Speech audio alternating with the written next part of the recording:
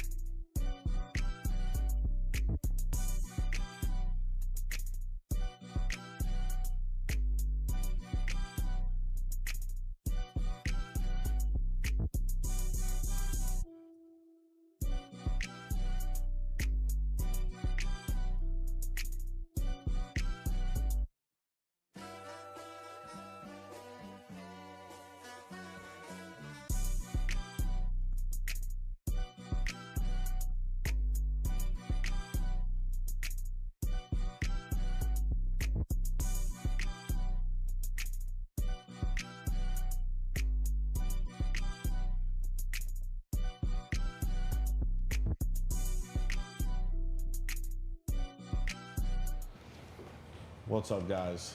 The Make Your Move podcast. How's it going, everybody? We are back, and we've got an old friend of mine. Guy that taught me a lot of stuff. I taught him a lot of stuff back in the day. Talon Lister. Indeed. Nice to be here. Thanks for coming, Yeah, Talon. thank you, Talon guys. just puts a big fucking smile on my face. There's very few humans that can do that. And, Aura farming. yeah, his aura's crazy. I am aura farming, I guess, Crazy right now, aura right? from this guy. Yeah. So, to explain to my audience who Talon is and why he's here, he's a marketing genius, I think, a social media genius. I got to work with him at my, first real corporate marketing job, and me and him we created a brand together that is still an Amazon bestseller, and that's one of the things I can kind of lay claim to on my resume is that we built a computer series that's out there selling right now. Yep. And we did it from scratch. We did it with nothing. We started off with a GoPro. We did, in a dream. You were working at the GoPro in our phones. That was it. Well, That's when the what we phones had. came, that was an upgrade, bro. I was, bought a Sony camera, You did. and then we had to go back to the iPhone because the Sony camera was so old. Oh yeah. But yeah, we started off. He worked in Tech Castle, and he was like the face of Tech Castle down in Covington. The guy knows everything, but he knows technology very well, very technology driven. And right now, I guess you're protecting information, right? That's what you'll be doing. Yeah, so nowadays I work for a company called dunnhumby, and we do data science for grocery stores. So I do IT for them, working with the world's largest retailer. And that's still marketing. Yeah, it is basically. That's yeah. awesome. I mean, so much of my job today. You went into you're like, hey, I'm good at marketing. You opened up, went into the matrix of marketing. And you know what's funny is, so I started at dunnhumby, and I started out just as normal IT support, right? Like the guy that you come to in the office if something in one of the conference rooms is broken, or if you're, if you're joining the company and, I'm the person that gives you your laptop, right? That's where I started at dunnhumby. And then I sort of found out later on through conversations with my boss that was one of the reasons that they actually hired me, was because I had some creative experience on my resume, and so that was actually a differentiator for me. Wow. In the hiring process, which is really, really cool. I feel like a lot of people feel like you started one career and you're boxed into that lane, but if you have other skills that you can market, you can pivot wherever you want to go. And I went from doing product marketing basically, which is what we did at Blair Tech. We built a marketing strategy around products, and we executed those, and we went from there, and I was able to take those skills, and I did end up making, you know, some series of videos and stuff like that to promote different things that we were working on internally at dunnhumby. And so that was, you know, one of the things that I thought was really cool is my boss at the time, she's moved on now to other things. But she gave me that freedom to just be like, yeah, here's some money, buy whatever gear you need to make, you know, we want these to look good. And she gave me that creative freedom, even though I wasn't in a creative role. So that was really exciting. That's sweet, man. Yeah. That's awesome. I'm glad to hear that. Yeah. That you still, and I think that, like I said, like you're in the matrix of marketing now. You're figuring out what marketers need to market. Absolutely. You're the information supply now. Yeah, exactly. Yeah, what dunnhumby does is we're a data science company, and you know, we help retailers and CPGs, consumer packaged goods companies like PepsiCo and Unilever and P&G. We help them, you know, figure out how to best place their assortments in stores and how to best market their, you know, their products in different ways and figure out their customers a little bit better. So like, are they figuring out store layout? I remember when I worked for Lowe's back in the day, and, you know, one of the managers told me once, he's like, you know why when you walk in the door, the first thing you see is light bulbs? Yeah. Because that's what brings people in here, and they're a high profit margin item. Yeah.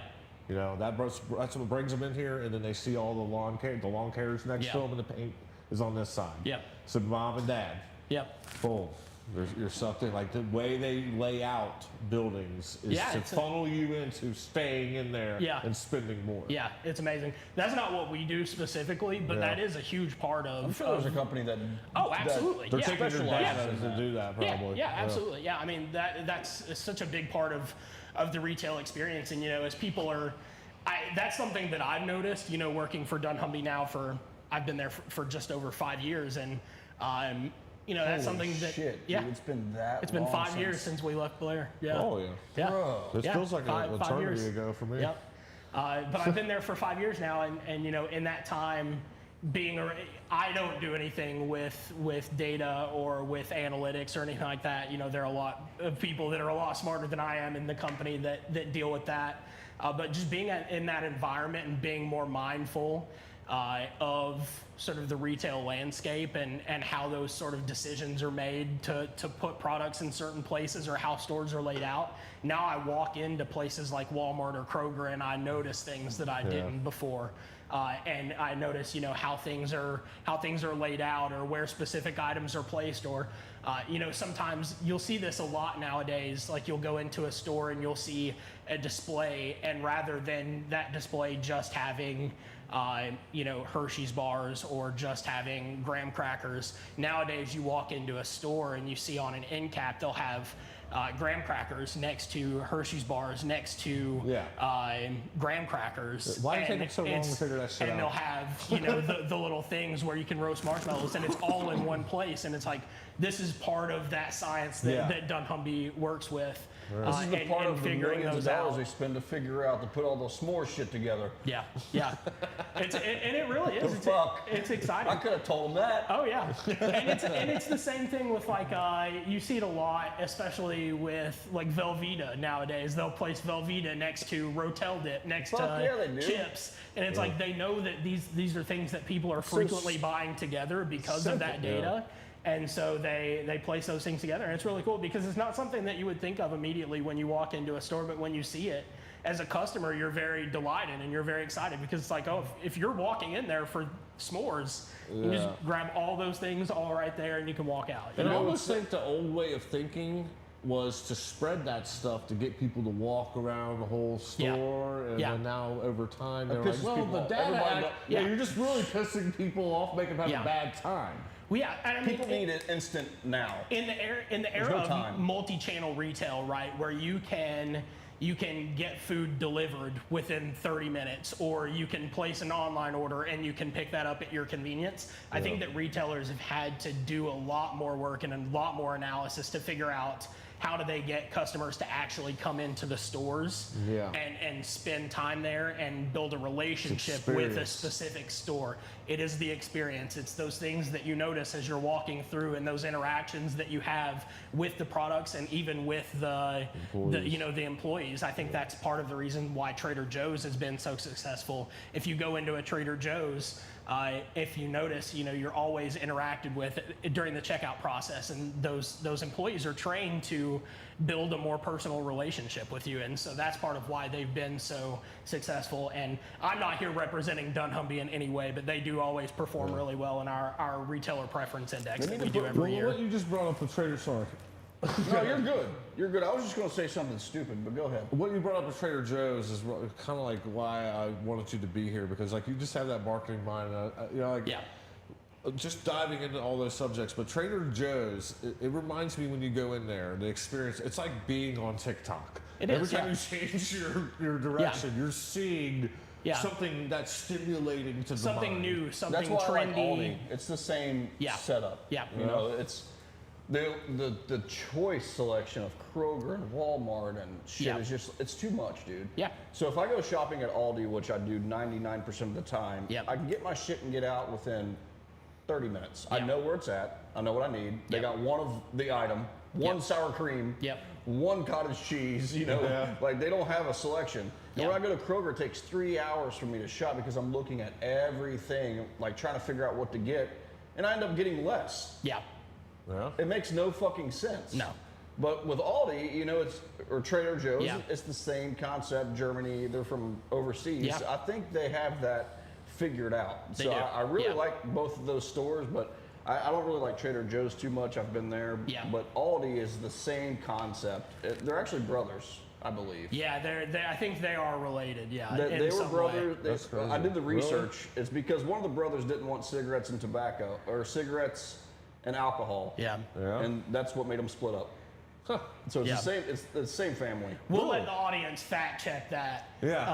I have also heard that. I've also heard that before, so I think it's correct. No, it's. But, I looked it up because I'm like, why are these stores so similar? Yeah. It's because. And they are both that sort of America like the smaller format too, and they're stores that you often don't see standalone either. You often see them in a strip mall or something like that. And it's because that's part of their strategy too. They want to be more integrated into the community, but they want to have that smaller space because they know that that's what gets people in and out quickly. It keeps people tighter. Yeah. Like have you ever been like a Walmart now or like a big place now that doesn't have much employees anymore? Yeah. Like you're like It's look up, you're overwhelming like, as I can fuck, steal dude. all this shit. I can just walk out and put the cameras and watch it. Yeah. But like They don't give a fuck. there's dude. like nobody They don't care. around. They And literally don't It's care. a bad experience Yeah. then. You kind of have this cold feeling of I'm alone, I got no one to help me. Yep. What's crazy is Aldi usually has 2 people on the site, but it feels as if you don't need help. No. There.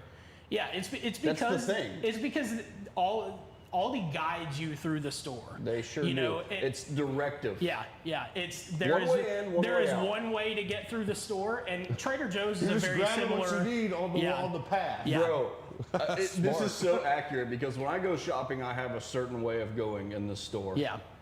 And if I see somebody coming the opposite way, I get infuriated. Yeah. Like, this is not the path. No. You're supposed to go down this aisle and come back around. What if they come driving at you like a European on the right side of the road? It just That pisses me it was off. just Like, aggravating. Car rules in the I want to go the back grocery to store. the s'mores thing. Yeah. So one thing I noticed, I'm not a huge drinker, but I do go to the liquor store.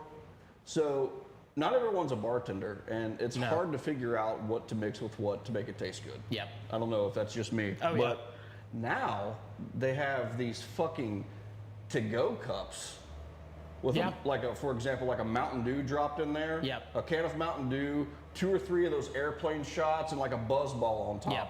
And you mix it all together. Yeah. And they're like, hey, if you need ice or a straw, like you mix it up in your fucking car and go. I don't know if that's what they're going for. Bro, if they're telling you to get ice,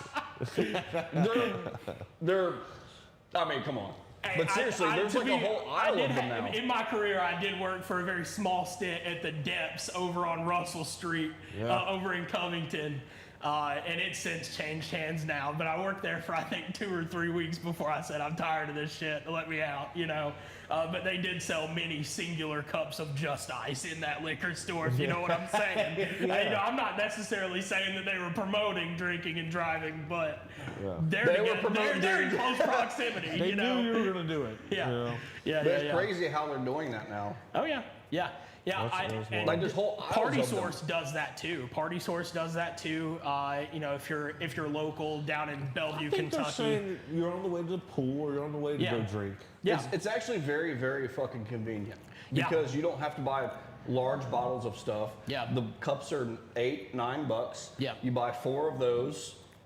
You have a great night. Yeah. And everything is mixed. You're right. You know what I mean? You don't have to store your extra alcohol or get the measurements wrong. They've got it figured out for you. And that's sort of this. I mean, that's sort of following the general trend that the industry has been moving into, where people are moving away from beer and wine and spirits into what's called the RTD category, or ready to drink. And so that's a category that was basically built by White Claw and Truly 10 years ago. Yeah. And you see now if there is a brand, they are trying to collaborate with an alcohol manufacturer to make a ready-to-drink product. Yeah, you that's, see that's it with, what we have over there. with you know? Sunny D. You see it with that is not just bourbon. It's an old-fashioned, completely mixed. You just pour it on rocks. Yeah. So much easier. Yeah, yeah, and that's an entire category now because people. We're not bartenders, man. People are generally drinking less than they did, 10 years ago. Yes. Statistically, people are drinking a lot less. But I think that the people that are drinking, they want it to be easy. You know, people have always wanted it to be easy. They always wanted to go to the liquor store and buy a 12-pack of Bud Light and go home. I think it's the but technology. now they have a lot more variety in what they choose. As we keep going, number one, we're always trying to figure out how can we make this easier. And then the technology comes into play that just opens up doors. Like, just so many products now that make everything easier that just, you couldn't 3D print, 10 years ago. No. And just start creating now. Yeah. Like, it's crazy how The 3D printing forward. shit's really crazy. They're starting to 3D print body kits and stuff for cars. Oh, and yeah. They're making some crazy looking shit. Yeah. It is very interesting what they're There is a company in California. They're called Zinger, Zinger, and they have a car that's out now called the C21, I think is what it's called. Yeah. And the vast majority of that car is 3D printed metal alloy, and they are now so. Because that car is like a $10 million car or something, like nothing that any normal person can ever afford, and they're going to build 5 of them probably. Jamie for to bring that car up, but if I do, I'll fuck everything up. And so this company, they know that they're not going to make that much money building these cars, right? But what they are going to do is they can make a lot of money selling these 3D printed parts to other companies. And so you see now they've become less of a car manufacturer themselves, and now they're more of a supplier for other brands that are trying to build cars as light as possible, right? Because when you can 3D print something, you can plug that into an algorithm, and it can you can give it all of the dimensions and all of the specs that it needs. This part needs to be able to withstand 3 G's of force or whatever in torsion, and so they can plug that into an algorithm, and it 3D prints a very organic shape to get you to where you want. Like if you look at this car, I don't know if you guys, if you're in the audience and you want to look up this car, it's called the Singer C21, but if you look it up and you look at the suspension geometry, it's like twisted and very organic, and it's not like anything else that's ever been done. So it's very, very cool. 3D printing has come such a long way. Wow. And I mean, even back when we were at Blair, I think that we were kind of on the cutting edge of that, not necessarily us specifically, but the company in general, they were 3D printing hard drive caddies for computers, and they were anything that could be 3D printed was. Perfio, we couldn't even get half the parts that were needed to try to take a fucking old hospital computer and turn it. So we were 3D print. They were making components to build it together. Just some sweaty dudes in a warehouse with some calipers, and they made things happen. Some young guys working for cheap, just sweating it out and getting it done, figuring it out. I think pretty soon you're going to be able to 3D print electronic boards. Yeah. You're going to be able to put the copper, the aluminum, all the ABS plastics into a machine, and you're going to be able to create a small control board of some sort, whatever you want, and it's going to make it. And imagine what he just said compared to it. If it's thinking about how to make it, it could probably double its memory or speed it up. Like think of all the things to do it the right way the humans have been doing it wrong. And now there aren't any machines today, I don't think, that like are all in one solution like that, but there are websites that you can go to, and if you give it a design or a layout, they'll manufacture a PCB for you for any project that you want. It's really, really cool. I forget what the name of it is, but like they do a lot of work with a lot of YouTubers that I watch, and they do a lot of sponsorships. And that's something that like anyone can design something like that now, and you just like pay a fee, and then they ship you however many you want of them. And I think that's so neat, because that's something that like, can you imagine 50 years ago, if Steve Jobs had that when he was building the Apple I in his, in his garage. He's in there soldering shit. Yeah, everything was done by hand, and now everything is just placed by robots. And all the contacts are drawn out. It's amazing. Yeah, it's really cool. So I think we got a little bit ahead of ourselves. So what age were you when you first started thinking about electronics or? Plus, take us back to where you're at, because you're going to be really surprised where this kid came from. Oh, I mean, tell us about it. So I remember when I was 5 years old, I remember seeing computers in advertisements and stuff like that. And I remember I asked for one for Christmas one year. And I remember on Christmas morning, I opened it up, and it was one of the educational ones that that you get out of the toy aisle. I was pissed because I wanted the real deal. I was 5 years old and I was ready to get my hands dirty. So I've always had like a passion for that sort of stuff. But where it really started to blossom was around the age of like 11 or 12 when I hit middle school, and I started, because around 11 or 12, that was probably 2009, 2010. Where are we at? Set the setting. So I'm in Paducah, Kentucky. So there might be some people from Paducah watching. So I grew up in Paducah, which is about 400 miles from the greater Cincinnati area. How was your population then when you were there? I mean, it wasn't like the smallest town in the world. Paducah at the time probably had like 50,000 people in it or something like that. It's the largest now, right? So Paducah? Yeah, I think it's not the absolutely largest. not. No. In Kentucky? I think so. It's like top 3 largest. No, dude, you got Louisville and Lexington, Richie. Louisville's crazy, man. But Paducah's pretty big. The Paducah metro area probably has like 100,000 people in it or something like that. So it's not like tiny. But it's like, a small town. And I grew up. Still, like, when you're saying I'm from Paducah, us up here in Cincinnati are like, oh, you must be coming down a dirt road. Oh, exactly. Yeah, exactly. But I mean, I grew up like not super well off. I grew up pretty poor. We were Section 8. We were food stamps, And so that would we never had a family computer growing up. Like a lot of my friends had, family computers in their homes and stuff like that. And when I was growing up, that wasn't really a thing. My grandma had a computer, no internet. So I was in there. I was obsessed with the thing, but I was playing pinball. I was playing pinball. I was playing Spider Solitaire. No, what's Hoover? I think that's probably before me, Richie, maybe. I don't know. How old are you? I'm 29. Just a little bit. I'm 35. Yeah. So you're not. My grandma had too a much computer with no older than me. internet. I used to play a game called Hoover. It was like, it's almost like just vacuuming. No, just that's what you would think. That's simulator. That's what you would think. It was like almost like Snake, but you're going after. It's almost like a minesweeper in a way. Okay. Yeah. But instead of you seeing the whole board, you were actually the car, I guess, whatever. Wow. The POV. Yeah, it was kind of cool. That's what I played when I was a kid. Yeah.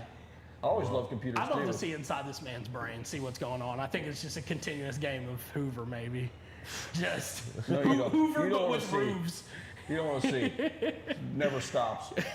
Right. But yeah, I grew up in Paducah, and I grew up not very well off. And so I remember when I got my first computer, my aunt gave it to me. It was like her college laptop. She had just finished her master's degree, and so she was done with it at that point. And I remember as soon as I was probably, like I said, 11 or 12 years old at the time, 6th or 7th grade, about the time where in the modern age, you started kind of needing to have a computer because teachers were going to ask you to write papers and make PowerPoints and stuff like that. You know, that's kind of around the same time. So it was good timing. But I remember I took that thing and I took it apart and I put it back together probably like 4 or 5 times. I figured out every way to customize it and to get it to what I wanted to do. And that was what really, I think, sparked the passion for me. I was hitchhiking off the neighbor's open Wi-Fi that didn't have a password. I'm sure they love that. I was probably slowing their shit down a whole lot, downloading everything that I was downloading. And I mean, I killed it with LimeWire probably 3 or 4 times and had to completely reset it. But I think that was part of the experience, right? Like learning through failure, learning through things breaking and having to, you know, restart. And so I feel like that's kind of what sparked that initial passion. And then I started really getting into like YouTube. I feel like I was really early on the YouTube train. I think YouTube started in 2005, which I feel like is probably earlier than anyone can fathom, having ever watched a video online. I feel like most of us didn't really have good internet until like 2010 or 2008.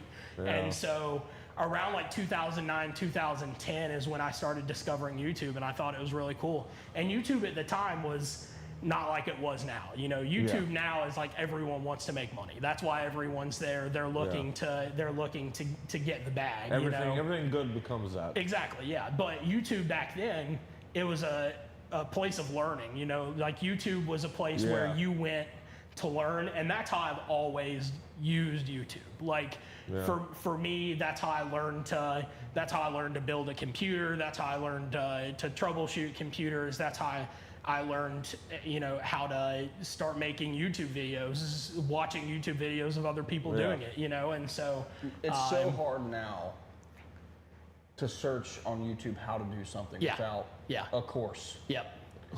If you either get a course or you get a video that's way too long because people want to make it over 10 minutes to get more money, or it's a short that's not long enough, right? The videos that are too long drive me nuts. You're like, you have to skip 5 minutes to get Let's to just it. keep it simple. How do I tie a tie? The new videos are like, hey, I'm blah, blah, blah, blah, blah, blah, blah. And everything's... Subscribe to this and blah, blah, blah, blah, blah. And everything's got an ad for Squarespace. But first...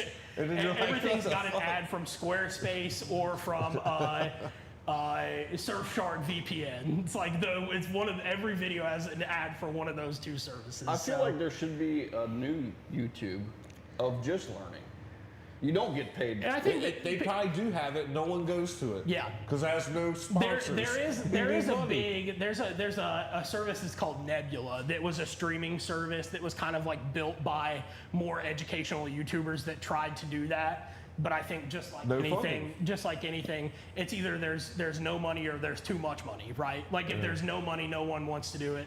But if there's too much money, everyone thinks that they can do it, right? And so I think that, you know, back in the day, YouTube sat in that sweet spot for a little while where, you know, not everyone was doing ads. You could still go on there and learn something. And I think you still can. There's still a lot of really great creators on the platform that are doing a lot of educational content. But that's still where I go to learn anything. And, you know, especially in today's day and age, I mean, most of what I learned was self-taught. And I was able to take those self-taught skills without any real experience. I mean, my degree is not in IT. My degree is in organizational leadership and business management. And so I was able to harness... You got an IT job with no IT degree. And so I was able to... From YouTube. Basically, YouTube's helped him launch businesses too. Like he just didn't know how to do something, and 3 days later, after watching YouTube for hours, he knows he's an expert in it.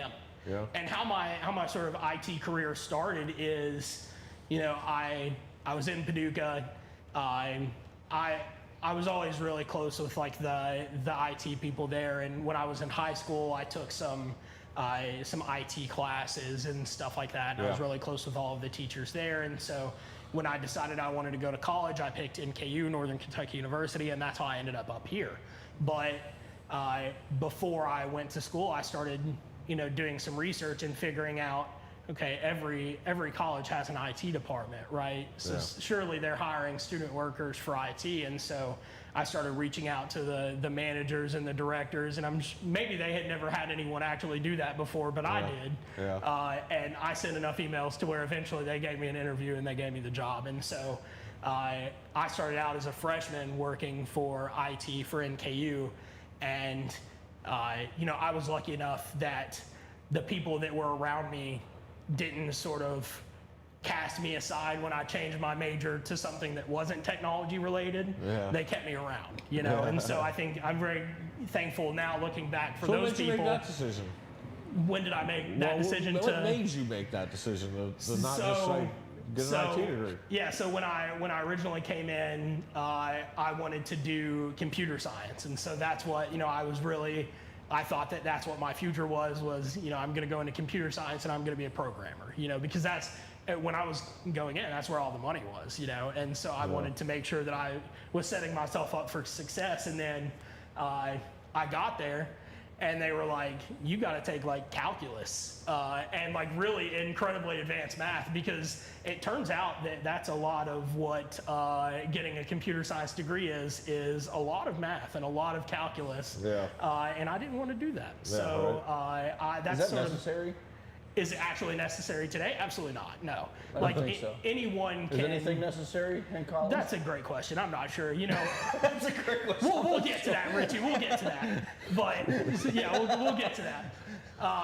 But so that's the point at which I pivoted, and I was like, okay, I need to find something that is not as math heavy. And for some reason, I thought that was business and economics specifically. But it turns out that economics requires basically the exact same amount of math as computer science does. So eventually, after I took a year off, I failed a math class that I needed to get into everything else after my freshman year, and I just didn't go back to school because I was like, this is the end of my path maybe here. Yeah. Like if I can't do this math, or I don't want to do this math, like I don't know what else I would want to do here, and I'm not gonna waste my time taking a bunch of dumb classes and racking up a bunch of student loan debt if I don't really know what I'm going to do, because I watched a lot of people around me do that and then drop out, and now they're stuck with no degree and thousands of dollars in student loans. And so I left, went through a bunch of stuff back home, and then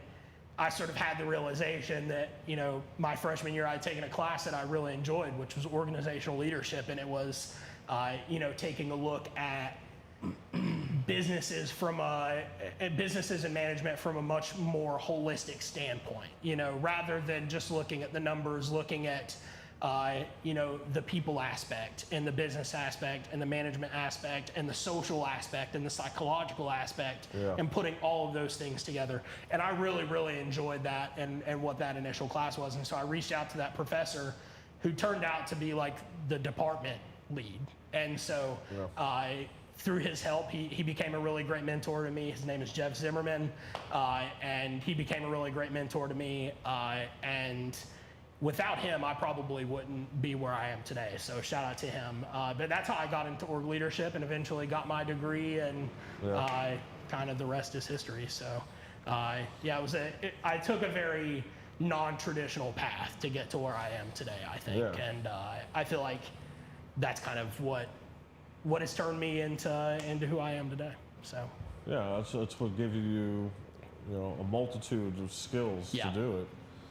What about you did YouTube before and all that, and then when you came over and you started working at Tech Castle, I don't know, man. I feel like I discovered that you were fucking like a presence that needed to be on camera. Well, I think before you came in, I'd already sort of started posting on the company's social media stuff, because I was like, somebody's got to do this. It might as well be me, because this store's not going to go anywhere if no one knows it's here, right? It's kind of like, it's not in the main area of Covington. It's not in any main areas of Cincinnati. It's off the main drag. Yeah. So somebody's got to get people to come here, if we actually want to grow the store and grow revenue and everything like that. And so I started posting on social media. I definitely would say that I took a lot of inspiration and a lot of learnings that I had done, or a lot of things that I'd learned through the creative process of, you know, trying to be a YouTuber in middle school and high school. And I feel like, you know, that's where a lot of that came from. But yeah, so when I had started there, I started kind of running the Facebook page and doing some social media stuff. And then I met you and you came in, and I think that's when things kind of started to take off, because now I'm not having to do everything. I've got a guy that can hold the camera, and now I can just focus on selling this stuff and selling the experience and communicating. And so I feel like that's kind of what... It made it more creative too, because like you were stuck with, like you said, tripods, setting the phone up, stuff like that. And then I think our first video was like a gimbal shot coming from the outside of the store to show people where it's at, coming in and then walking straight up to you, and you delivered like some information about what Tech Castle was. And then we were zooming through the whole place, stopping at each spot and you explaining it. It was almost like a house tour. It was, I was doing house tours. And it was important, right? Because at that point, like, people knew that as Johnny's Toys, and they didn't know that building as anything else. And they knew that Johnny's Toys had closed. It was Johnny's Toys. It was truly, computers in that motherfucker. But I mean, I would say that probably half of the people that walked in, you know, that had learned about us from social media, they were like, I still thought this place was Johnny's Toys. And I was like, we're doing it. Like, this is what we're doing is actually working. We know that they saw us online. Yeah, and it's actually bringing people into the store. And then we because they had always done the sort of mailing out the keys thing still after Johnny's Toys had left, they were still doing that. But I think we were able to sort of revolutionize that a little bit more and play into it. And I think that there were a lot of people that still had that nostalgia about Johnny's Toys, and they still had that nostalgia. They really connected with the castle. Exactly. Yeah, and so I think that the fact that we were associated with that helped people a lot, and sort of like soften the image of a technology store or a tech company. You know? Naming it Tech Castle and keeping that in there, not removing it. I would have named it Johnny's Tech. I would have kept everything. See, they probably didn't have the rights to do that. I'm sure that the people from Johnny's Toys that are still around probably would have been pissed about that. But there had to have been some conversation somewhere. Oh, I guarantee. Can we leave this in here and keep the key going? And they were like, but they were excited about it. I wonder if they probably still do it. But it was really exciting. You know, I feel like that was kind of where I cut my teeth. You know, I'd had some retail experience at that point. I'd worked at Best Buy in high school and Kmart, and so I sort of knew how retail operated, and I knew about profit margins and everything like that, and you know, how to keep inventory and things like that. But I didn't know. I learned a lot more about running a small business like that. You know, you don't realize how tight things can be sometimes until you're actually in that environment and you're in charge of like making sure that all of that is going. And so I learned a lot there. And then also, I mean, once you came in and we sort of started getting more creative, I learned so much through that process. And yeah, I think that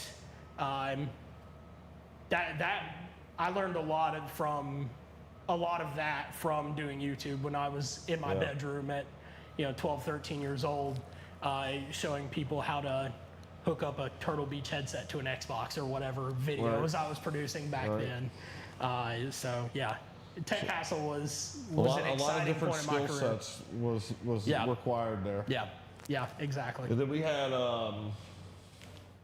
some awesome ideas there for marketing for small business. Like, I really feel like what we did there, well, number one, I know it's been duplicated. It's been duplicated through my business, through other companies that that have come to take that same thing that was modeled there that we created.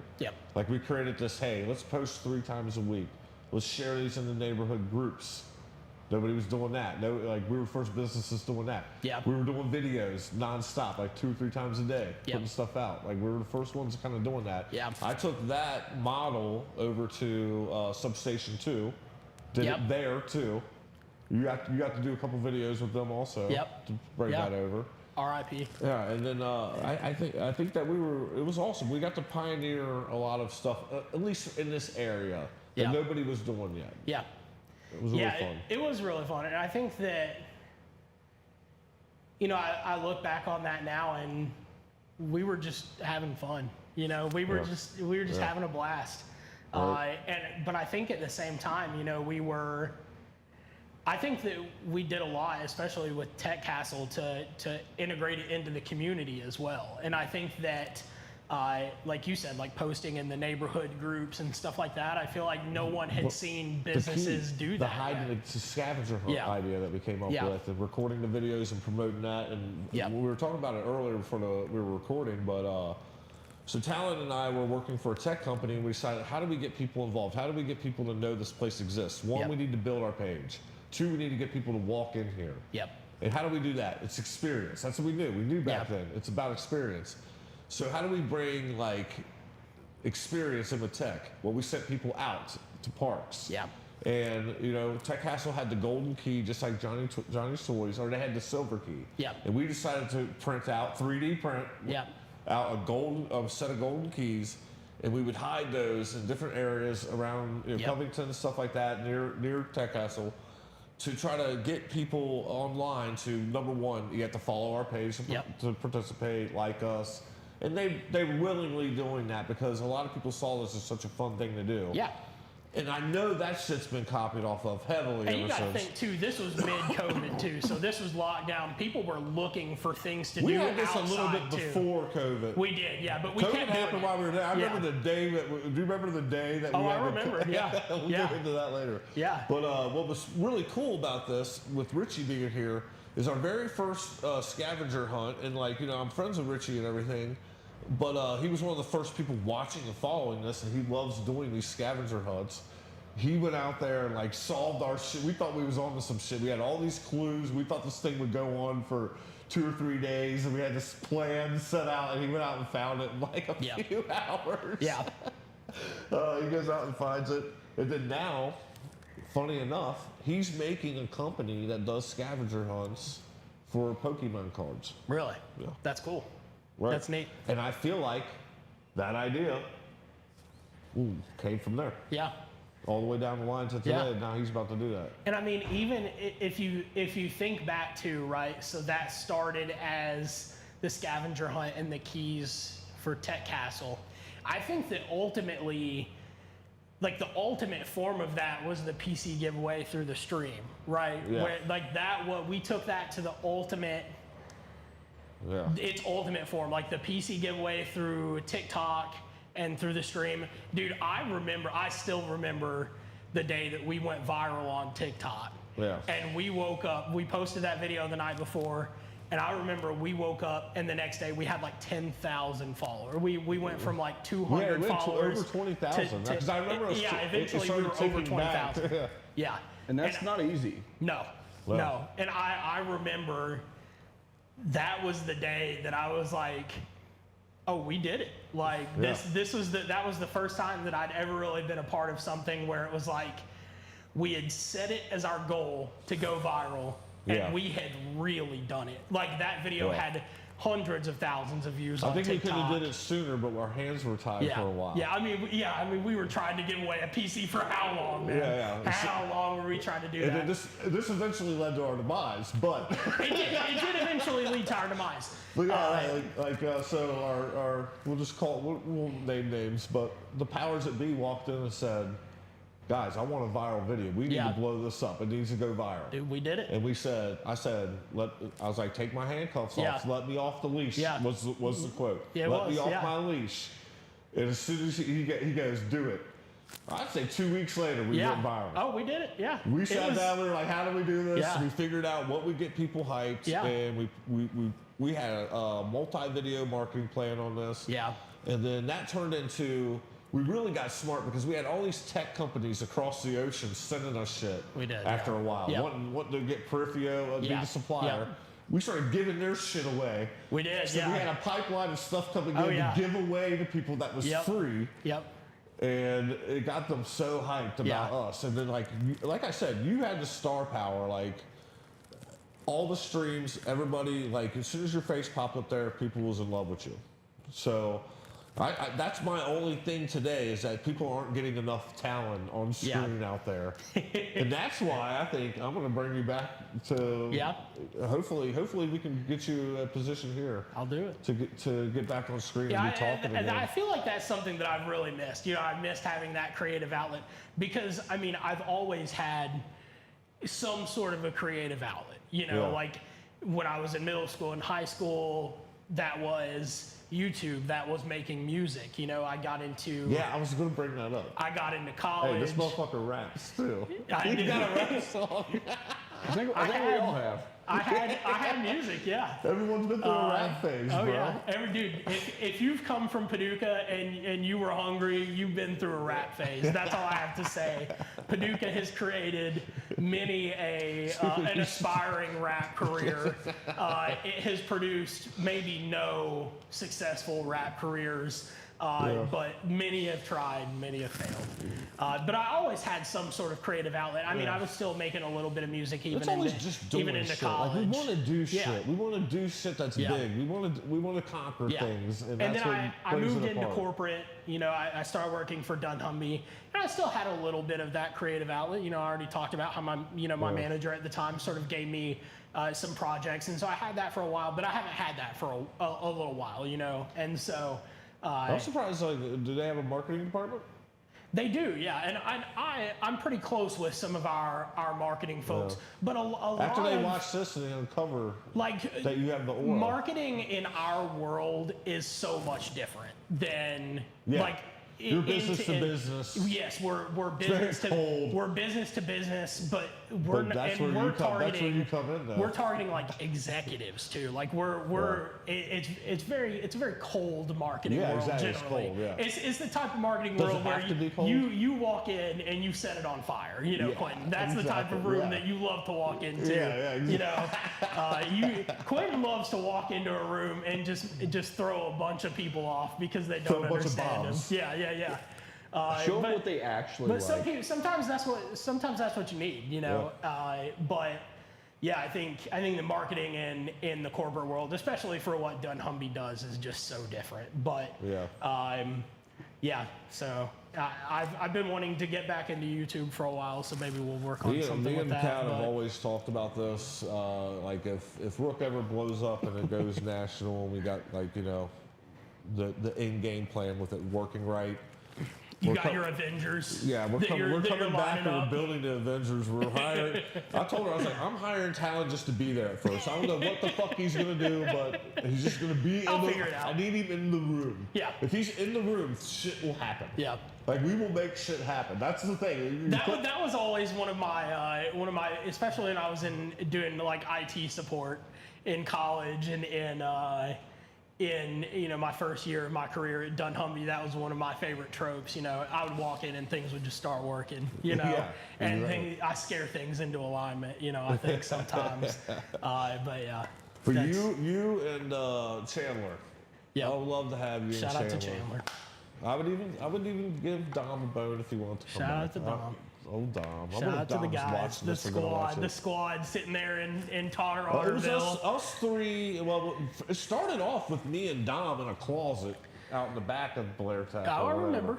Yeah, you had to travel. I came to the closet. You had to travel like a mile to get back there. Yeah, it was a full exercise. It was literally a quarter It would set off my Apple Watch. It'd be like, do you want to start a workout? It was I'd be like, quarter no, mile of walking out. I'd rather not be here. Yeah, we were back there in a no windows thing, just trying to figure out how to get people to care about tech online. Yeah.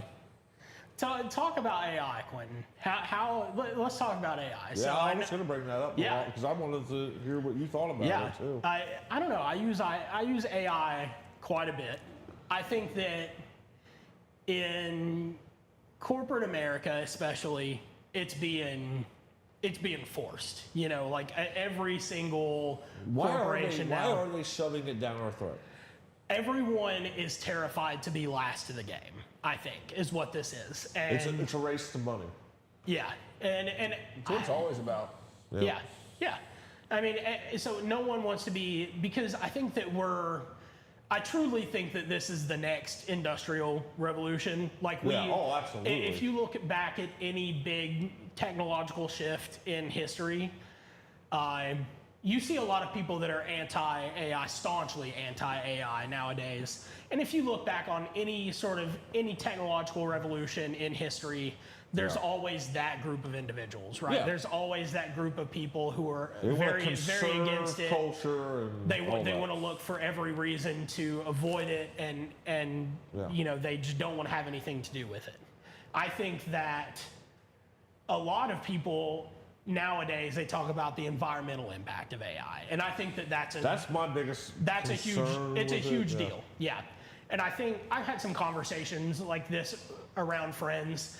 You know, you think about how I like to make a lot of analogies between technology and cars, because those are two interests that are very fun to me. Yeah. So if you look back on the first cars, they were really bad. They were really dangerous. They were terrible for the environment. Everything was running leaded gasoline until like post World War II, I think. Like it was just everything was terrible. Like everyone just walking around actively breathing in things that gave them permanent brain damage and nerve damage. You know, no one had an idea.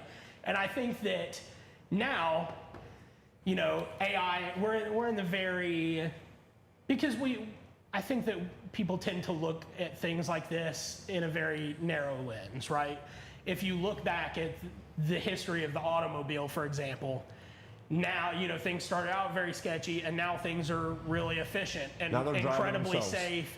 They drive themselves, you know, everything is, it's a part of our world now, you know, and people have accepted that. Yeah. And I think that AI is the same way. I think that the stage of AI that we're in now, we're in the, you know, the Benz Motorwagen, you know, era of the thing, you know, the car that you had to drive with this, and it was all levers. It was raining, and you had a guy up there that wheels. was doing the windshield wiping for you, a person. The hand crank to start it up. That's the stage that we're at in AI. I think right in now. technology and I as think a that whole, we're in a baby phase. Yes, and I think that people don't necessarily understand that. I think that AI right now does use a ton of energy.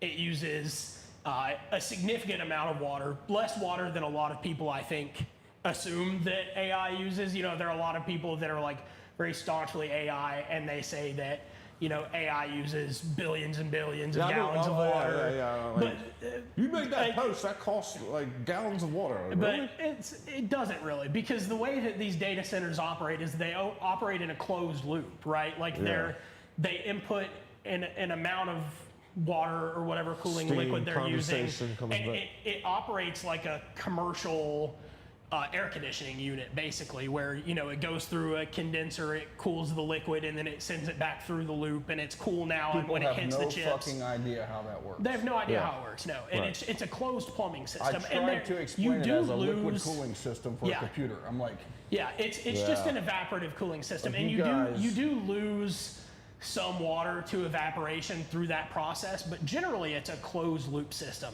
Now, the amount of noise that they make, I think, is the biggest concern environmentally, right? Like, you see a lot of videos of people standing outside of data centers, and they are loud, but they're no louder than, you know, data centers are just now coming into the forefront because of AI, but data centers have always existed. They just haven't been as visible, and they haven't been, you know, in the news, you know, and that's what it is now, and that's why people are so concerned. But again, we're still in the baby phases of this, right? Like, as this technology advances, the you know, processors, the neural processors that run all of these AI models will continue to shrink. They'll continue to get more power efficient, and eventually it'll be just like it is now, where everything is running locally on your device, just like Siri does on your phone, or you know, anything, just like, you know, the apps that run on your phone. Just like everything will be processed on your device. Computer to now it's in our hand. And you see this already sort of starting to become a thing. It's every new computer and every new phone now has what's called a neural processor in it. You'll hear them called NPUs. Okay. And every device now has this, like. Why do they call it a neural? It sounds like it's nervous system. Well, that's what it is, right? Yeah. So these were originally developed as basically a copy of the human brain and a copy of how the human brain works in a way. So it uses neural networks and neural pathways, and it's trying to mimic the way that a brain works, and that's how these were originally developed. Yeah. But every device now has these processors, and as time goes on, these processors will get more and more powerful and more power efficient. And the models that are running on them, like we have GPT, what is it, 5.5 or something like that now that's out or something like that. And I think that they just released a new Claude model, and so all of these models will become more efficient, they'll become smaller, and they'll make it to where you can run on your device, and then not all of this stuff will be processed in these data centers anymore, because that's the problem right now. All of this stuff, we're too early, right? All this stuff takes way too much power. We can do it, but it's going to everything is way too inefficient it's for like anything to run on your device. That first car that had like the carburetor that's dumping massive amount of gasoline just to have its little explosion. Yeah, like eventually we'll get to where AI models are getting 40 miles per gallon. That's what I'm saying. That problem's solved. What about like taking everybody's jobs? I think that's another inevitability of progress, right? I mean, it can't take everyone's jobs. It can't. It's not possible, right? No, there's it can take a lot of jobs. It can, yeah. So we're gonna have to have some sort of universal income or something, or we're gonna have a bunch of people in the streets killing each other to eat. Yeah, that's probably the ultimate outcome. So what we talked about back in 2018 and 19 with universal incomes and all that, it's gonna come. It probably will eventually. You'll have to, or you'll have chaos in the streets. It's literally already here. Yeah. People are getting SSI and shit. Those programs have existed forever. Yeah. For nothing. Post Roosevelt, basically anxiety. All of those systems have been We all in place. have anxiety, at the end of the day. Yeah. But people are getting checks for that to stay home. Yeah. But it's just enough to make it. But AI will take jobs, and it already has. I mean, you've seen computer science go from one of the most popular majors in college to now it's one of the least popular, because people know that, I mean, if I type words into Claude right now, Claude Opus, it will write me a program, a computer program. It'll build me a website. Yeah. It'll do whatever I want it to do. It'll do it pretty well, too. Everybody in school back in the day was like, I'm going to go to school and learn computers and blah, blah, and now their degree's going to be useless because they made computers too good. Yeah. It's taking their jobs. They built their own demise. But, again, you see this. People thought the same way about tractors back in the day when tractors were becoming thing. Tractors are going to get rid of the farmers. Tractors didn't get rid of the farmers, they just changed what the farmers do. Right. And they made it to where farms can now be more efficient and they can produce a lot more food for people. In my industry, I think that the difference between all of that and this is that back then tractors were making more food for the lowly farmer, and now AI is really just making rich people way more rich, right? And it's not, but I do think though that we have to get rid of like the victim mindset generally in the world, right? Like you can always find a reason in the world for pull up your bootstraps and learn something new. That's what I say to them. You'll always be able to find a reason why you shouldn't do something. The same people bitching about it are the same people that say pull up your bootstraps. It's just like, okay, well, if your job's going to be taken by AI, go learn something else. Or go make something with AI. Go learn AI. Like, if you're so scared about it taking your job, the best thing that you can do is learn everything you can about it, right? Because if you can become... And that's a big thing that I've learned in corporate America is corporate America at the end of the day, what your boss is looking for or what your boss's boss is looking for or what the CEO is looking for is for someone to take ownership, extreme ownership in everything that you do. And because they don't want to deal with it. Because the last thing that your manager wants to do or that your manager's manager wants to do is to come find you and tell you what to do, right? The way that people operate today in corporate America is they want you to take ownership of the area that you've been given, right? And they want that to be your baby. And they want you to run that like it's your business. That way, if you fuck it up, they got a person to blame. They do, right? And that's the biggest thing is especially in integrating AI into corporate environments. You still need a person to blame. Everyone needs a person to blame when things go wrong, right? Yeah. And AI can replace a lot of things. But one thing that AI can't replace in corporate America is giving someone to blame. Yeah. Like, you can blame AI, but at the end of the day, that's still your fault, right? Like, if you deliver something to a client that you've produced with AI, that's your fault still, right? If it comes out and it's bad. I had it happen the other day. It is the AI's fault to a certain extent, but you're the human in the loop. And there will always be a human in the loop, If I think, if with the various anything teams watching, with we caught AI. a dog on fire the other day with AI on accident. Yeah. So. It's I thought of this crazy ass idea for construction, or the trades really, to use AI on work orders. So I don't even know if I want to say it because it's so good. Yeah. It hasn't been created yet. Keep it. But I don't even know if I'm going to create it, so I'm just going to fucking tell you. You don't let enough information out. So basically, I thought about building this program with AI to help with work orders for unexperienced people. For example, HVAC techs. Yep. So when you get sent, when a sales guy comes out to the home to check out the AC unit, they take serial numbers, they take all this, and they figure out what system you have that needs to be replaced or fixed. Yep.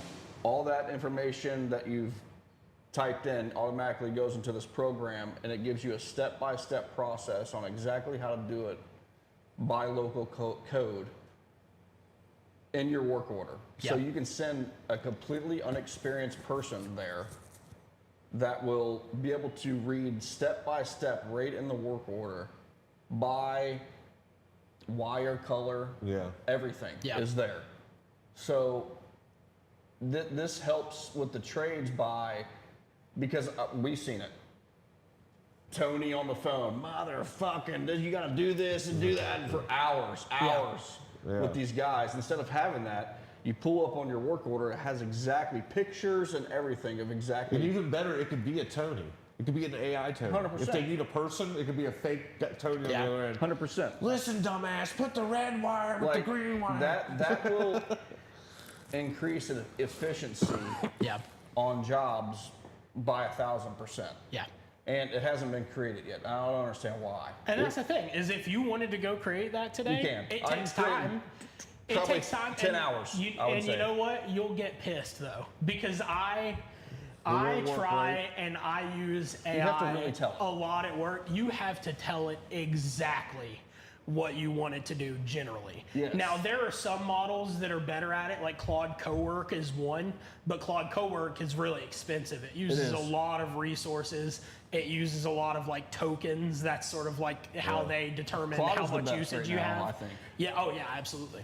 But it uses a lot. And I mean, even it's so good, in fact, that so many people at our company have started using it that they've now started putting cost caps. They've started having to like really track the usage because you can, if you want, you can develop an entire application. Like you can, the world is truly at your fingertips. And I think that's what people don't understand Between is that like, Claude and Base 44, you can create some fucking wild, unimaginable shit. And It's I think crazy.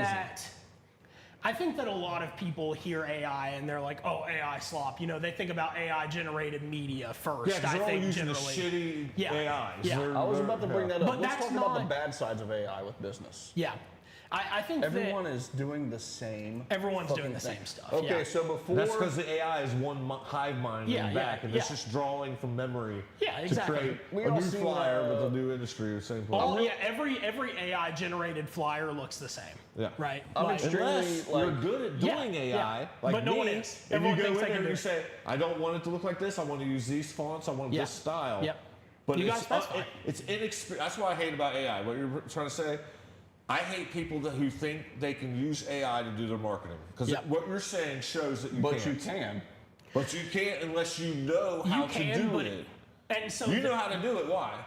You've hung out with a marketer long enough to know that. Hey, I need Montserrat font. I need it to look. Yeah, you can't. Just I need it to look basic. You go in and to make your job feel shit. There's no way you just said, make me an energy drink. 100%. Because it would have made the same one that everybody's out there making. Yes. You have to fucking talk to it. The biggest thing with AI is that most people use it for tasks. And that's not the best way to use AI. They look at AI and they think, oh, this could make me this flyer, or this could make me this presentation. But the real value that exists in AI, especially in business, is in building out automation systems. Yeah. So building out these complex automated workflows that can take a simple input like an email and it can do an entire workflow. It can build out an entire presentation. It can do incredible things. Yeah. And it can run entire systems On without its you ever own. having to touch them. And that's where the real value is in AI for businesses. I think the AI media still has a long way to go, and I don't even know if I want it to go anywhere. It actually is very good, but like people are using ChatGPT. Yeah. Like in my business, we use tons of media stuff, and I have stuff that's out that people think is real. Yeah. Absolutely think it's real. Like sunsets and stuff like that. oh yeah, I have like pictures. Oh, it's decimated the stock footage industry. I'll go take a picture of something, but I got to go out there and take that picture. Yeah. But I can turn that into a night scene. Yeah. And if I prompt it correctly, I can make it look like a real night scene. Yeah. You know. Like I'm really good at catching trends immediately. Yeah. So I'm sure everyone has seen the couple in New York with the flag and everyone. So I caught that trend as soon as I seen the news, and I posted it in my roofing group, and I made this. I knew it was coming. Yeah. I knew that was coming. Yeah. Directly after this, 7,000 roofing companies use this. I do roofs. I'm like, I did it. Everybody did it. Like, bro, you're not Plus original. the WNBA player, the point. Yeah. The pointing girl. Yeah. You got to hop on those real quick because everybody gonna do it. I don't think so. I think not hopping on them makes you original now. Yeah. Because now everyone's trying to hop on the quickest trend, and at the end of the day, everyone looks the same. Yeah. It's just like those dumbass flyers that everyone's making. Yeah. So at the end of the day, that's not trending. Yeah. AI can make media, but it can't make you a good designer. And that's the thing. It can't give you a good eye for design, and it can't make you original, right? Like AI is built to. It should be a It's tool. built to be the most efficient that it can be, because the more efficient they can make it, the more profitable it is for these companies. And so it's built to be repetitive, right? That's why, like, you see all of these businesses posting the same really shitty flyers with too much text and not enough actual information on them about whatever they're trying to advertise. Yep. Right? Because they're not a marketer. Yeah, because they're not a marketer. They type That's what people need to realize. They type in a prompt AI that is a too brain. simple. That's a tool, but your brain is what makes it move. Yeah. It's like giving AI it's like your can't energy think. makes it create. That's the thing. AI can't think. No one. Everyone thinks that AI can think. AI can't think. AI is really good at data processing, and that's what it does. Yes. It takes all of the information from all of the internet, and it puts it right at the tip of your fingertips.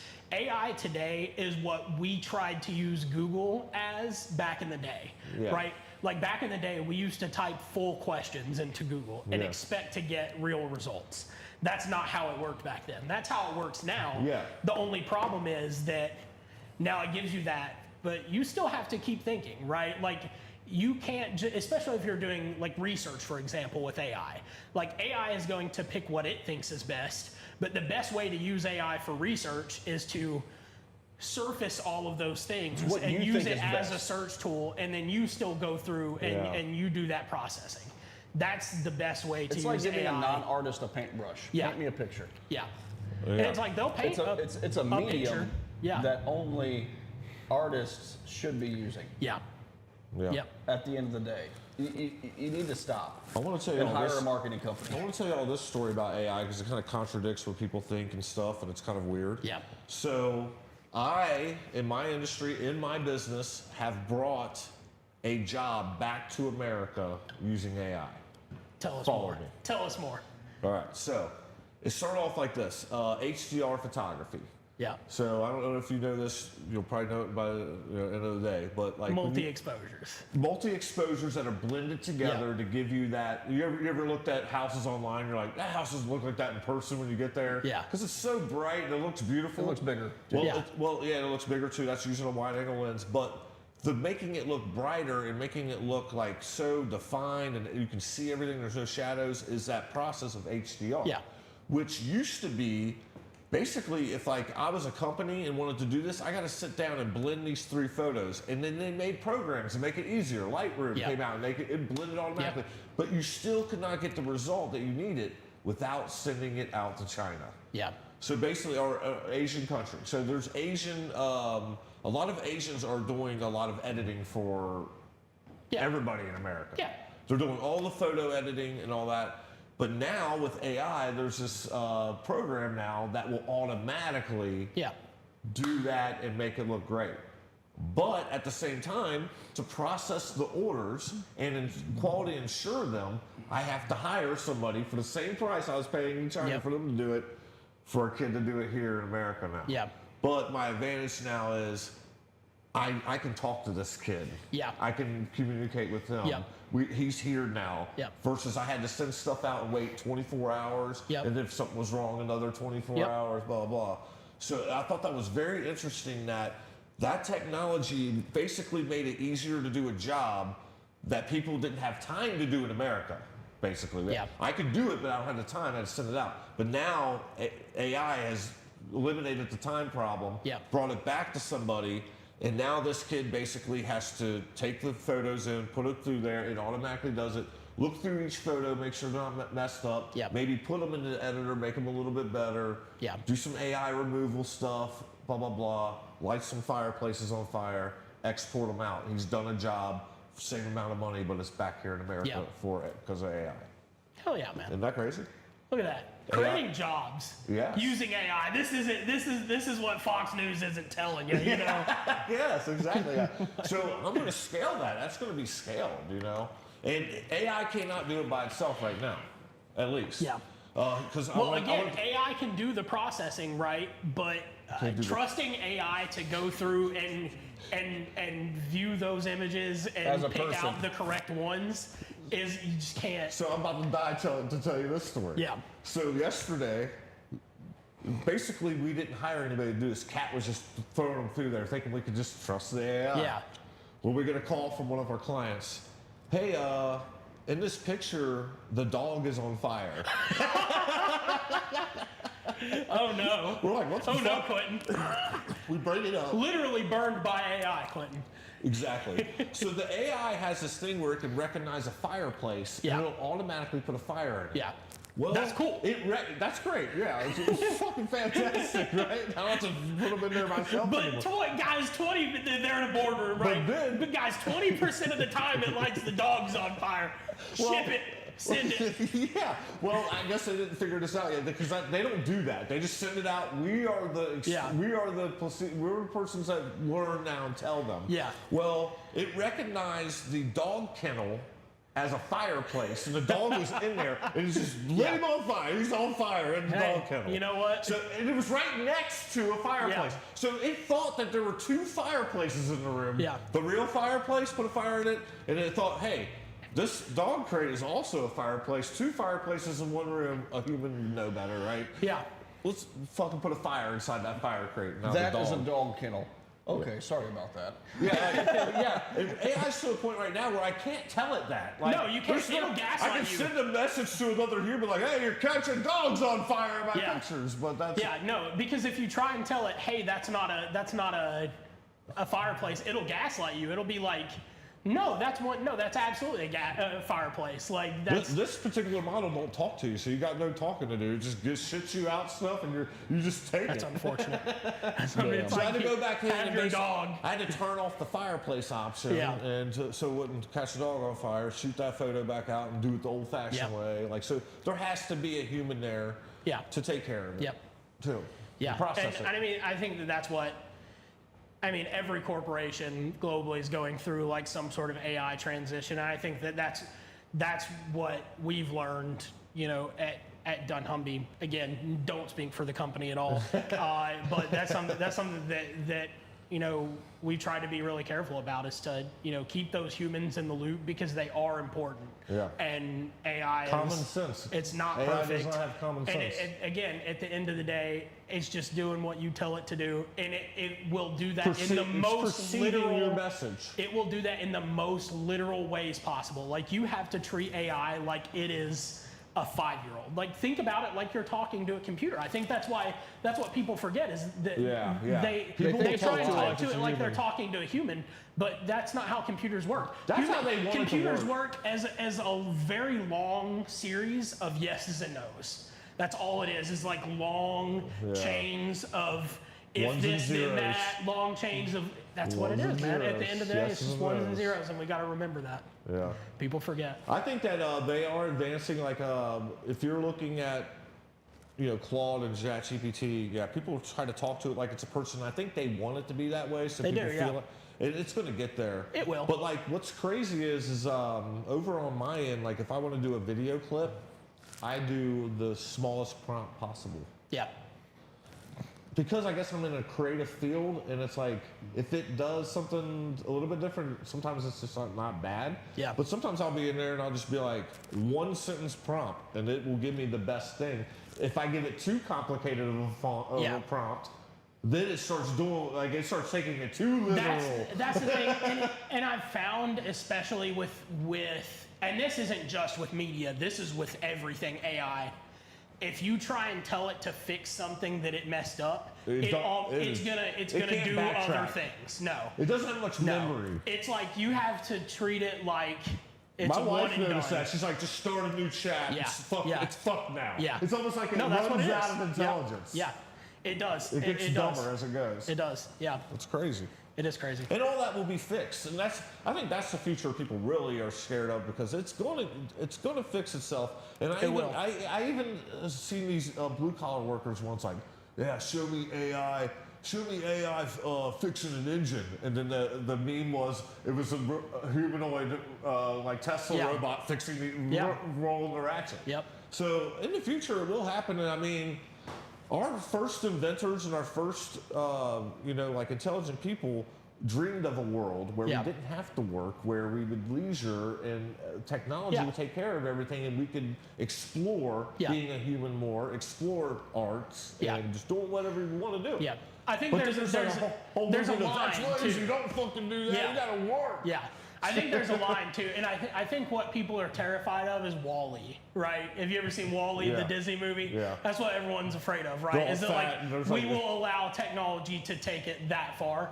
I think that we should give ourselves more credit, personally, as a race. You know, we have endured a lot as a human race, and I think that we'll figure it out. You know, and it may take a massive robot uprising for us to get to that point one day. I think that we're headed to pods.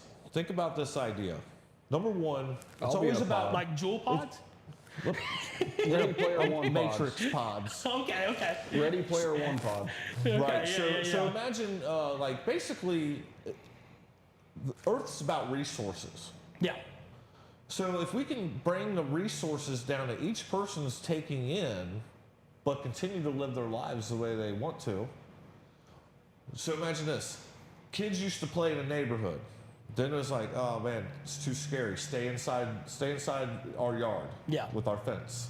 Then it was, now kids have their own TV in their rooms. Yeah. Stay in your room. Yep. Now they have their own computer screen. Yep. And now they have headphones that connect them through wires to their friends. Yep. Right? Now you can go on a computer game, put a fucking 360 on, and be in that shit, and you can go buy a Gatorade to drink to make your guy better. Yeah. Literally, just in 2K, you can go buy a fake Gatorade, and your fake guy drinks it, and he's more hydrated, he's gonna play better on the court. So at what point does, now my kid, I look in the room, he's in front of the screen, or he can have the goggles on, his hands are connected to something else that's electrical. He is talking and living out his life inside that screen with other people. Yeah. Eventually, you're just going to be like this and hooked up to shit, and you're living your life out in the Matrix. Yeah. There's a Black Mirror. Have you seen Black Mirror, Quentin? A little bit. There's a Black Mirror episode about that. Yeah. You should watch it. It's terrifying. I could have wrote it. We are headed. Like if you just look at progression, step back and look at it. Yeah. That's where we are. It has to be extremely comfortable though, because Oculus you can do that, but it's not comfortable at all.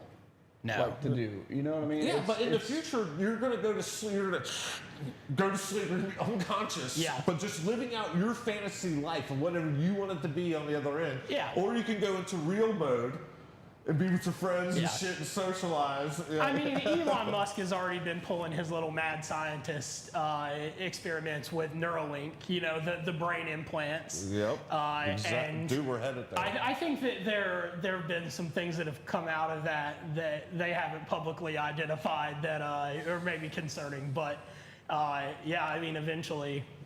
I think that's 200 years from now. 200 years from now, all humans are in pods and there's robots walking around keeping us alive and shit. Yep. And they go back and charge their own batteries. Did you see the Neuralink? A paraplegic got Neuralink. Oh yeah. And he was a gamer, and they installed aimbot into the Neuralink. Incredible.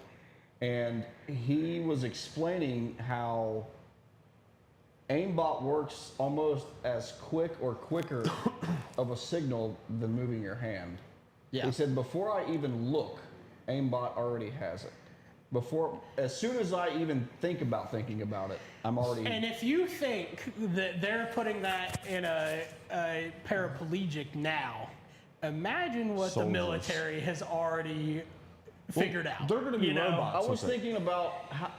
AI is not new. No. It's new to us. Yeah, it's new to the public. They've had this shit. Yeah. This is what they've been doing at Area 51, not fucking with aliens. No. There is no aliens. Yeah. They've been figuring out technology. Yeah. Any big technology like this that ever hits the public, someone has seen it first. 100%. In the government, for sure. And if there is aliens, it's AI. Yeah. At the end of the day. You know, it's things that hell yeah, boys. We have reached aliens officially. It took us an hour and a half. We did get there, ladies and gentlemen. This is the classic classic unstructured podcast. You tune in, you watch three white boys talk about aliens, and that's what you do, you know. Have you guys started off all fun and games, marketing, business, and then at the end, conspiracies, aliens, fucking Epstein Island. Let's go. Oh, man. You guys ever tried DMT? Passes it around. Try that out. But yeah, it's. I think technology has advanced because of our government researching and scientists researching. Well, they're reversing alien. I mean, the internet came about because of military projects. Like that's why the internet was created. So. Yeah, I think that AI is great. Yeah. But I think the right people need to be using it. Yeah. I think they should leave it to the people who can actually think for themselves to use it. So you don't think business owners, no, they're running a business, they should just not get on their phone during the day and do their own marketing using AI? No, don't do that because you listen. I have the most expensive AI you can buy for business. Yeah, I have it, and I went into it the other day. They got this thing called Ad Maker. Yeah, where you can plug your product in. It's supposed to shit out all these ads, and this is the most expensive one. I put a can in there, just a can of drink. It ain't working, folks. It ain't there yet. No. It's trash. Nope. I gotta go do it all on my own. Nope. I gotta hang the can from a fucking string, a fish string, let it spin in a fucking black background, and then add in I gotta do all that stuff. Yeah, I'm because confused. it doesn't get it. Here's where I'm confused about AI and business owners. And this is directly asking a question to you business owners is, do you truly think that looks good? Do you truly? They do. They do. Do you They truly do. think They get that sets literally you excited. They I just do. did the same thing as everyone else. They do. But it's the same people where your Aunt Rosie is plugging a dog into an app and making it dance. You know, those are the same people that think that those AI generated posters and ads look good are the same people that are getting excited about plugging, you know, pictures of their dog into ChatGPT and making it dance. This is you know? what made me think about this. Are they excited that they did it themselves and think it's actually good, or are they? I think they're more excited that they didn't have to spend the money. Yeah. That's what I think it is. I think they're more excited that they didn't have to spend the money. Yeah, I didn't have to spend money, and this is good enough. Yeah. Yeah. It's not though. But it's not good enough. It's never good enough. It's not good. Stop. Yeah. Yeah. Stop that. Stop. Now, I've created AI stuff, and I have felt like, you know, I put creativity in it. Like I said, like, if I want to create an AI clip, I really have to have 2 photos. That's how it works. Like if you want like a realistic video clip of something, I gotta have the beginning and the end, all that shit. I gotta have a photo I took. Yeah. You know, so I set up that composition. I had that idea. I'm the one telling it to do it. It's almost like having a 3D printer and saying, hey, this is what I want. So Again, it's making just what a I different, want. I it's have just the a different idea. tool.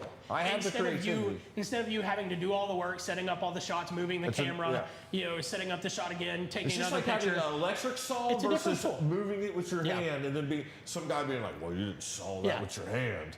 It's a different tool. You used a Ryobi. Yeah, it's a different tool, but there are limits to it, just like there are limits with any other tool, right? Yeah, and there are definitely limits. It does not make anything perfect. You can't take the same tool and use it for every job, right? And that's what people are trying to do. They're trying to take to put it into blue collar terms. They're trying to take one of the little bright green drills that you buy in a Sam or in a Walmart, and a little Ryobi, and they're trying to take it to a job site and use it like a Hilti, you know, and that's not that's not how it works, you know. Exactly. So. I'm reading some comments. Yeah, let's go to this. There's absolutely no dissing or hate to Tech Castle from this comment. None. But Who said that shit? This comment is from me too. Before we started this podcast, I mentioned that I have not seen anything from them since the demise of you all. Yeah. Well, Dustin asked, is Tech Castle even still there? And that's because the marketing is gone. Yeah. You know what I mean? Right. Yes, it's still there. It's always going to be there. Yeah. But there's nothing telling people that it's there. And that's the thing, is it's regressed back into its original state, right? Like before we were brought on, and before I joined Tech Castle and started doing that stuff, it was just a local repair shop that a few people knew about, and they had some loyal customers, and that's how they stayed there. Let's face it, it's just the front face for the place. It is, yeah. And it's really a distraction from what's going on behind that wall. Genuinely, yeah. For Andy, it's not a smart business at all. Like it is absolutely just a distraction. He's doing it to keep the castle in there and to put a face on the front of that building. Absolutely. Yeah. Because you're not going to put Blair Tech on there, hey, we take your old hospital computers, revamp them, sell them to you. Yeah. That's not a good marketing plan. So I give him props there. He's keeping that nostalgia there and all that. But to your point, exactly, everybody doesn't know that it's even open. It's crazy. Yeah. Another comment was, I'd like to see it take my job. That's from somebody doing concrete for elevator shafts and foundations and stuff. They have a and concrete printing thing that prints houses already. It's shitty. It will be great. I don't think it will. It will. How? It will over time. Just like we talked about. They'll figure it out. Over time. 3D printing. They will figure it out, and it will build great houses. Even like.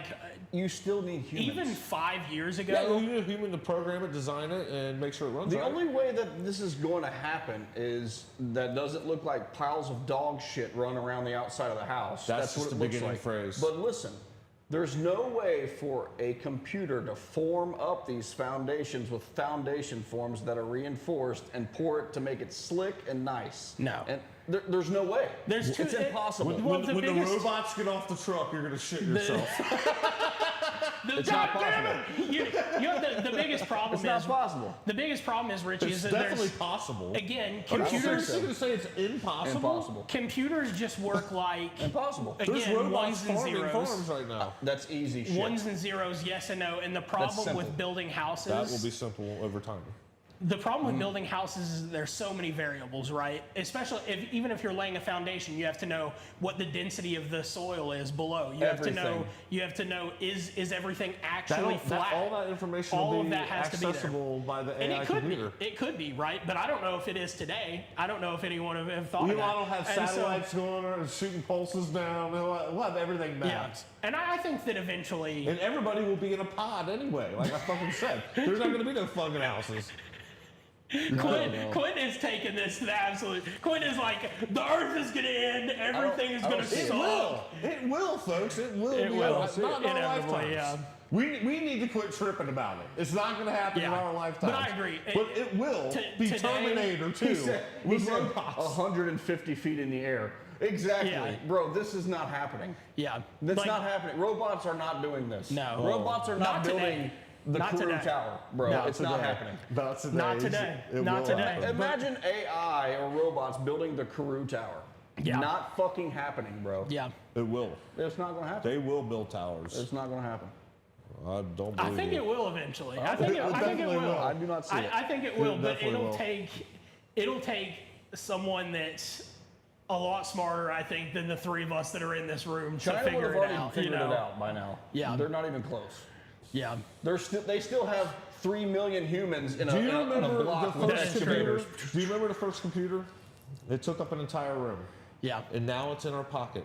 It is. Well, that's fine. My dad, when I was a kid, Now it's on your head. Do you- Your little glasses have a computer inside of them Exactly. to do AI stuff, you know? Soon, an AI brain will be able to be put into a robot, and it will easily build a building for you, given the semantics. It won't even need specs. It Yeah. will create them itself. It will test the ground itself. It will build it itself. It'll weld whatever you want. No, I don't. Just like robots build cars now. I bet the guys who were first building cars were But like, I ain't no think- robot gonna be able to put this windshield in. But Quentin, I think that the thing is that again, not today. Like Yeah, if not you today. like, Yeah. There's we no are reason to be scared we are right now. no, we're decades away from that eventuality. And the thing is, though, is that means that there's plenty of time for us to figure things out in To between. overthrow the AI. You know, We better start. exactly. But I think there's Send a message to the past now. yeah, We need to but there's start working plenty on of time time. travel. I mean, yeah, it's only a matter of time before. Another comment says that they want to see you in the cowboy outfit. Me in a cowboy outfit? Okay, Yep. we could arrange that in a future episode, Yep. maybe. And Hey, he did the WAP once and we lost our jobs. We did, yeah. Hell yeah. Jerry wants to know, can you recommend a good AI for business owners? Claude. Yeah. You have to Claude. use Claude, and you need a marketing And it's company. what are you doing? Yeah. What are you doing? Are you trying to create marketing? Yeah. Are you trying to automate things? Yeah. Yeah. Trying to automate things? Claude, for sure. He Yeah. said, if everything is AI, who's going to work the robot? Eventually, it'll probably work itself. It'll but, work itself.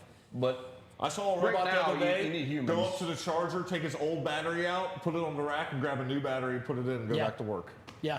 Robots are taking over Amazon. I bet in a warehouse somewhere they're like, robots aren't ever going to be able to drive this forklift and get that shit the off the robot top is shelf. the forklift. Yeah. Yeah. It's, know, Oh, I see it's an jobs posted on. eventuality. I see jobs posted on LinkedIn all the time by Amazon because I'm in IT, and so they, you know, who maintains all those robots? Well, it's IT people, and Yeah, they're so hiring they're getting IT jobs. people all the time Yeah. in Amazon warehouses to The maintain all the jobs are robots. just going to change. But back to dude's question, it's like what are you using Yeah. it for? If you own a lawn care company and you're just a small guy out of your garage, ChatGPT is going to create those flyers for you. Do Yeah. it better. Yeah. But like it can do those things, but Yeah. You can literally tell ChatGPT to not make it dumb. You can literally upload one of those stupid ass flyers that said, "Don't make it look like this. Yeah. Make it look completely That's just different. laziness, Here's my though. color. Here's my font.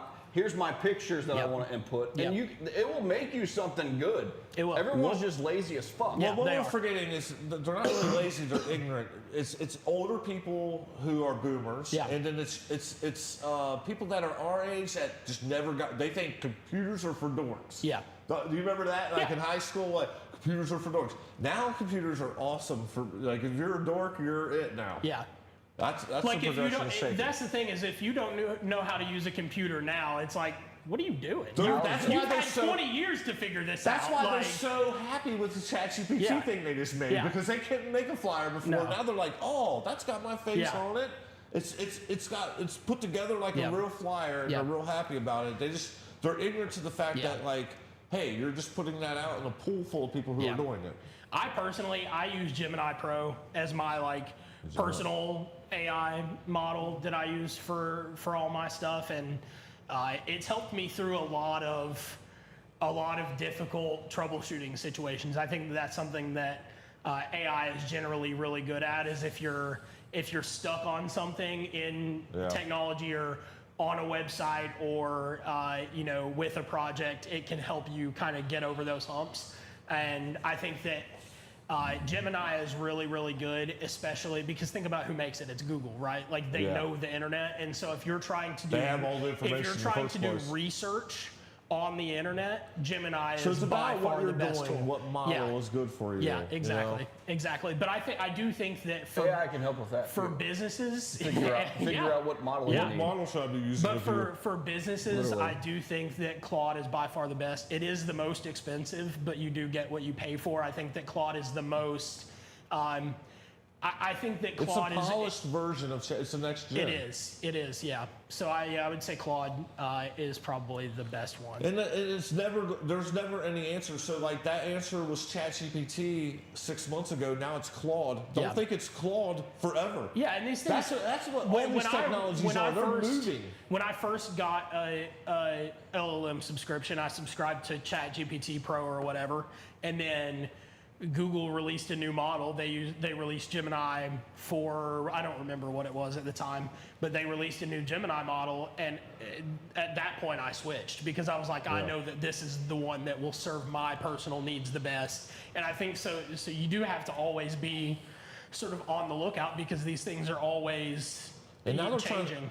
They're also clumping them now. Like there's many models, like I was telling you about Higgsfield. So if you're a creator, like a video creator or photographer, Higgsfield is what you would get, and it has a bunch of models inside of that. Like you subscribe to one thing and you get access to banana or whatever. Nano banana. Banana, all these different models that fit your industry. There are a ton of those, right? Yeah. And I would say that Copilot is definitely the most popular version of that, right? Because Copilot is made by Microsoft. That's what all of the companies are using now. That's what we use at dunnhumby.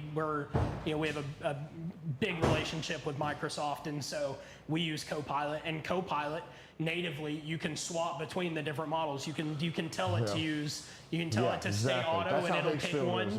Or you can choose, GPT-5. You can choose Claude Opus. You can choose whatever model you want, and those are kind of the best tools these to AIs get. are like individuals. Some of them are more talented at other things than they are at other things. Yeah, absolutely. But yeah, so it just depends. We drove Richie out of here. He's out. We did drive Richie out of here. He's out in the hallway crying because he knows a robot is coming to do a roof. He knows somebody's going to be able to make a roof. Yeah. It's coming. And that's the thing is, it's like the biggest industries at risk of having replaced by AI or robots are the ones where the tasks are repetitive and intensely manual.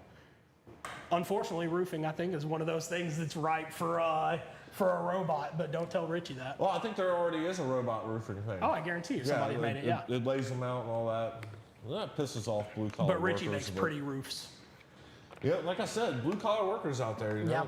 Pull up your bootstraps and learn something new. Just sit down at a computer and learn something new and use the technology because it's coming. I mean, like you can sit around and cry about it and try to. And you know what? If you're in a workplace right now, like if you're in a corporate job, one of the best things that you can do is become the person on your team that knows AI really well. Absolutely. Because you know what every single executive on the planet is talking about in you know, their conference calls and on their earnings calls. They're talking about this podcast, number one, but number two, they're talking about AI, and they're talking about their company's AI implementation plans. And so if you can become the person on your team in whatever you're doing that knows how to use AI the best, or that really understands the best ways to use it and the best ways to set up these automated systems using AI, you will earn a lot of money, and you will become a very trusted person in that organization, because that's what people want now. Yeah, that's what I've noticed too. Like I said, there's generations that are like, I don't want nothing to do with it. No. You know, there's people who don't want to even, who still can't. Yeah. You know, like make a JPEG into a PDF. They're out there. So they're going to need people.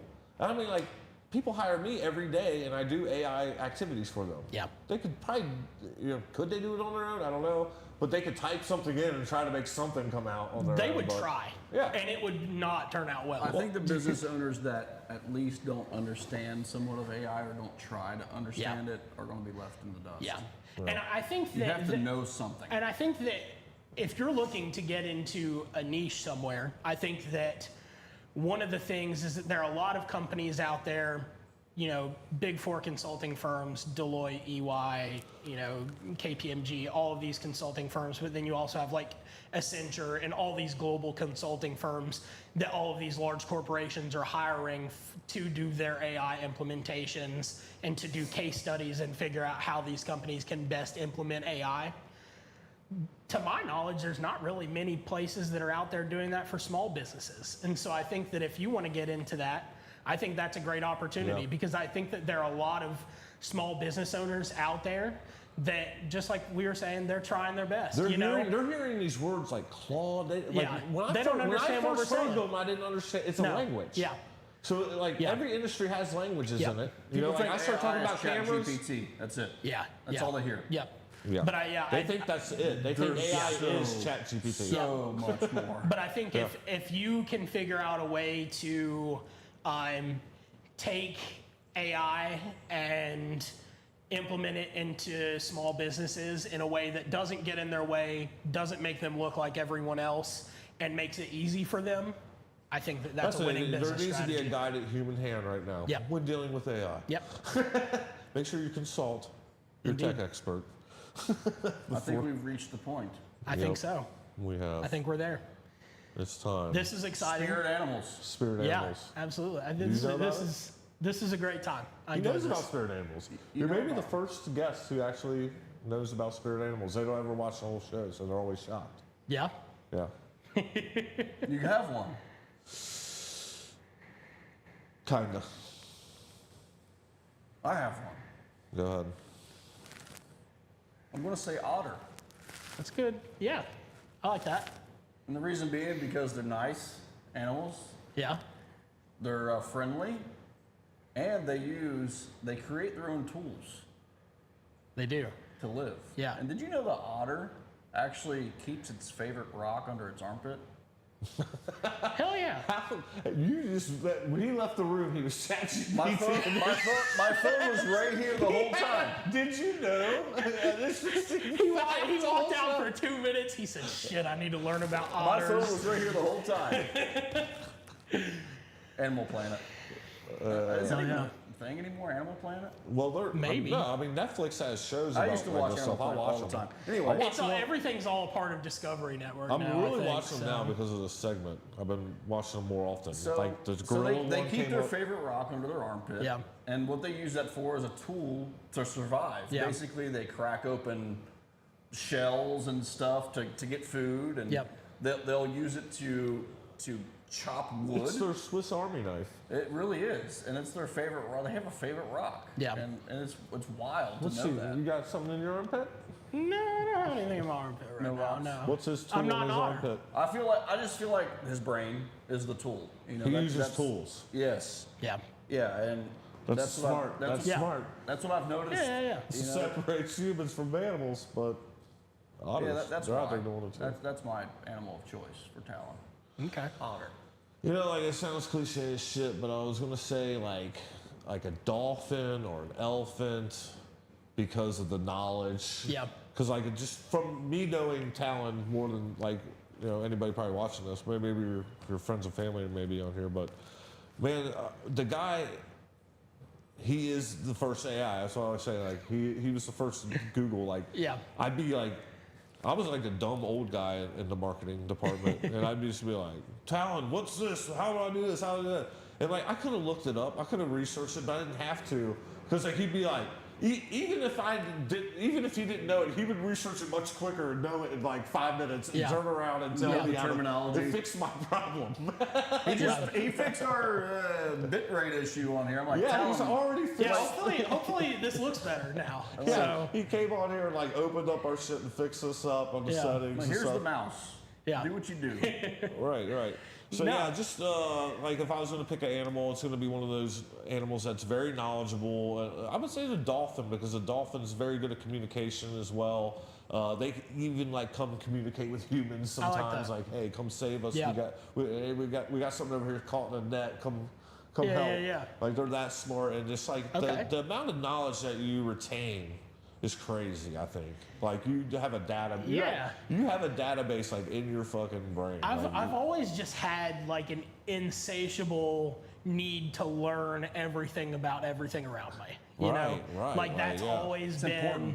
like it is. And it's I think that important to too your many career, people too. walk through life and they don't learn about the things It around. kind of shook me when you said you know? bringing the Ryobi instead of the Hilti. I was like, Yeah. how do you know shit like that? You know? I watch YouTube videos. You can right? almost, Like, that's how I learn that's what about I'm this saying. stuff. You can sit down with him and have a conversation on almost anything. He'll know a little bit about it, or he'll get the conversation swayed over to somewhere where he knows about it. Yeah. That's That's true. Well, we appreciate you coming out. Yeah, thanks for having me. This is exciting. Yeah, I think this is a long one too. How Longest one we've had. longest one we've I had? love it. Well, hopefully we've had some Almost viewers 2 in this hours. time. I can't look at that, but yeah, hopefully I'll be joining you guys from future episodes, and we can get some producer action going in here. You know, we can get some screen share action need going up. help. Hey, We Google, need computer, pull that up. We're gonna need to be a multi guy, the sound guy, the fucking tech guy. Yeah, we'll figure it out. and We'll then get it where it also needs sit to be. down and drop I mean, knowledge. we've pretty much got a lot of shit pretty figured out. Yeah, it's good. almost like we just need the multi-camera shit going on, the pull it up, show everybody what we're talking about. Well, I'll tell you the first big project we got coming up, since everybody's watching, is we're going to have a live performance by Floyd and the Walkmen. And if you've never heard of them, they're like they're a big band They're a actually. massive They can cover go down band. to 2 guys and they can go up to like Is a this full who band. you made a post about them a couple weeks ago, I think, or like last week or something? And, I did I mean, see they that. go out to Vegas and everything. The singer, he can make himself sound like like Kurt Cobain. If he's doing Kurt Cobain, you're listening to Kurt Cobain. Yeah. So that's what makes him awesome. And then the guy who was helping him, he's just like a fucking musical genius. Yeah. So these guys are really awesome. We're gonna have them really on because the power was out. We couldn't have them on, which was awesome because we had this big I heard idea. about that. People were really complaining about that power outage over here the other day. Yeah. But was a yeah, good thing that we're happened. going to need multi-camera switching and all that for that, and I think that's going to be an awesome thing that's coming up soon, and hopefully Talon can help us with that. Yeah, we'll figure it out. It'll be a nice little side gig, you know. Yeah, and then also we're going to be switching here very soon to evening, so that everybody can watch it a little bit easier. We know everybody is not an entrepreneur, and they do have jobs. They and do. If you are an entrepreneur, you're working during the day. You don't have time for us. Yeah. So we're going to try to come on during the evening on Thursdays. And Give you guys something to watch while you're sitting there scrolling through yeah, TikTok. just turn us on and listen to how smart we Yeah. are. Not? All right, guys. This Alrighty. is Make Your Move podcast. Tune in next time. Peace. Thank you guys. Congratulations, you have made your